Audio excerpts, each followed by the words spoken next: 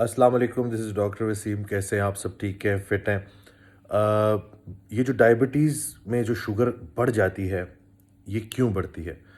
اتنا عرصہ آپ لوگ نارمل شوگر کے ساتھ زندگی گزار رہے ہوتے ہو، بلڈ شوگر نارمل رہتی ہو، پھر ایک دم سے ایسا کیا ہوتا ہے کہ جس کی وجہ سے جو یہ بلڈ شوگر ہے یہ بڑھنی شروع ہو جاتی ہے. اس کو سمجھنے کے لیے ہمیں یہ سمجھنا ضروری ہے کہ ہماری باڈی میں کاربوہائیڈریٹس کو، گلوکوز کو سٹور کرنے کے کوئی سٹور ہاؤسز موجود ہیں، ٹھیک ہے نا؟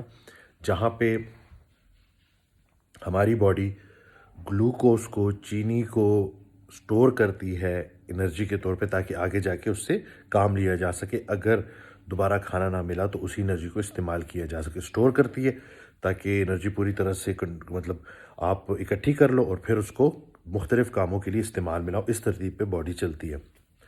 تو ہوتا کیا ہے کہ لمبے عرصے تک جب ہم روٹی، چاول، ہر وہ چیز جو آخر میں گلوکوز میں کنورٹ ہوتی ہے، اس کا استعمال زیادہ کرتے ہیں، تو ہوتا کیا ہے کہ وہ سٹور جو ہے وہ بھرے رہنا شروع ہو جاتے ہیں، ٹھیک ہے؟ اور وہ بھرے رہتے ہیں اور خالی نہیں ہوتے، ٹھیک ہے؟ اس انرجی کو، اسٹور انرجی کو ہم استعمال میں نہیں لاتے، جس کی وجہ سے وقت کے ساتھ ساتھ جو ہمارا جو گلائکوجن جو کہ سٹور ہے، جو ٹینک ہے، وہ فل ہوتا ہے. اور جب وہ فل ہو جاتا ہے تو وہ ایکسٹرا گلوکوز کو پھر فیٹ میں کنورٹ کرنا شروع کرتے ہو، جسم میں چربی کا تناسب بڑھنا شروع ہوتا ہے.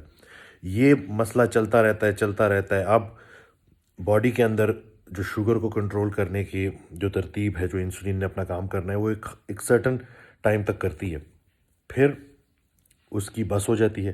مزید سیل جو ہیں وہ گلوکوز لینے سے انکار کر دیتے ہیں اور وہ واپس خون میں واپس، یعنی کہ سیل کے اندر نہیں جاتے تو خون میں اکٹھا ہونا شروع ہو جاتے ہیں اور گلوکوز لیول بڑھ جاتے ہیں. جس کی وجہ سے ہوتا کیا ہے کہ آپ کا بلڈ پریشر بھی بڑھتا ہے، جس کی وجہ سے آپ کے ٹرائیگلیسرائڈز بھی بڑھتے ہیں.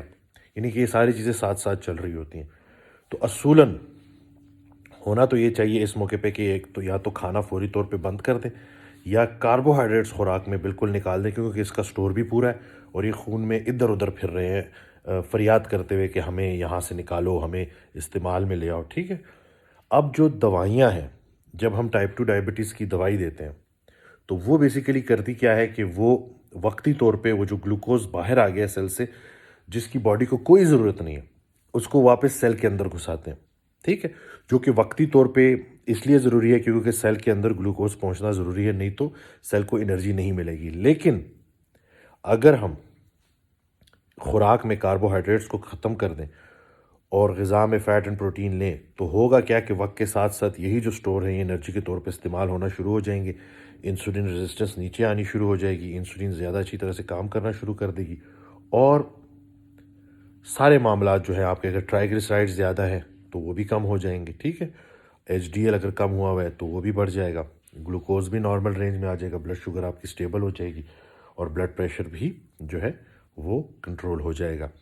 تو یہ بیسیکلی جو اپروچ ہے وہ یہی ہونی چاہیے. اسی لیے ہمارے مذہب میں بھی روزہ رکھنا ہے اور زیادہ خوراک کو، زیادہ ذخیرہ اندوزی کو خوراک کے ذریعے منع کیا گیا ہے کہ کھاؤ پیو لیکن حد سے نہ بڑھو، ٹھیک ہے؟ تو طریقہ یہی ہے کہ اگر آپ کو شوگر ہے، بلڈ پریشر ہے، تو غذا کو بدلے بغیر، میں ایک دفعہ پھر کہہ رہا ہوں، ڈائٹ کو چینج کیے بغیر آپ کو علاج نہیں مل سکتا.